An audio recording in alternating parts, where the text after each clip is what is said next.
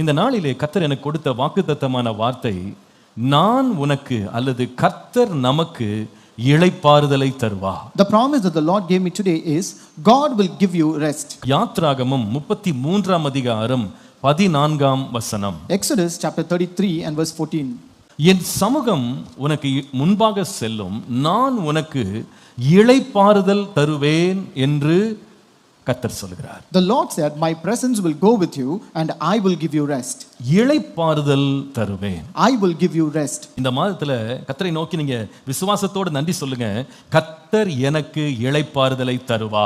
This month you can thank God with faith that the Lord will give you rest. எனக்கு சிறகுகள் தேவையில்லை, I need no wings, ஆனால் கர்த்தரே என்னை இளைப்பாற பண்ணுவா. but God will make me to take rest. Hallelujah. Hallelujah. என் அலைச்சல்களிலிருந்து கர்த்தர் இளைப்பாற பண்ணுவா. The Lord will give me rest from all my wanderings. என்னுடைய குழப்பங்களிலிருந்து கர்த்தர் இளைப்பாற பண்ணுவா. The Lord will give me rest from all my confusions. என்னுடைய எல்லா தொல்லைகளிலிருந்து தேவன் இளைப்பாற பண்ணுவா. My God will give me rest from all my problems. நானும் என் குடும்பமும் சுகமாய் இளைப்பாறி தங்கி இருப்போம். Myself and my family will be resting in peace. இந்த மாதத்திலே அநேகர் நீங்கள் நெடுநாளாய் காத்து கொண்டிருந்த காரியங்களை தேவன் முடிவை கொண்டு வந்து தேவன் உங்களை இளைப்பாற பண்ணுவா. And many of you the Lord will give an end to all the things that you're waiting for a long time and God will give you rest. இந்த மாதத்துல ஓயாமல் ஓடிக்கொண்டிருக்கிறவர்களுக்கு ஆண்டவர் சொல்லுகிறார், நான் உனக்கு இளைப்பாறுதலை தருவேன். And to the people who are running endlessly, the Lord says this month that he will give you rest. ஒன்றை நன்றாக விளங்கிக் கொள்ளுங்க. இந்த இளைப்பாறுதல், ஓய்வு அப்படின்றது, ரெஸ்ட் அப்படின்றது வந்து நாமாக தேடி கண்டுபிடிக்கிறது இல்ல, கர்த்தரே நமக்கு கொடுக்கிற ஒரு ஆசீர்வாதம். We have to understand that the rest cannot be found by us, but it is something that is given by God.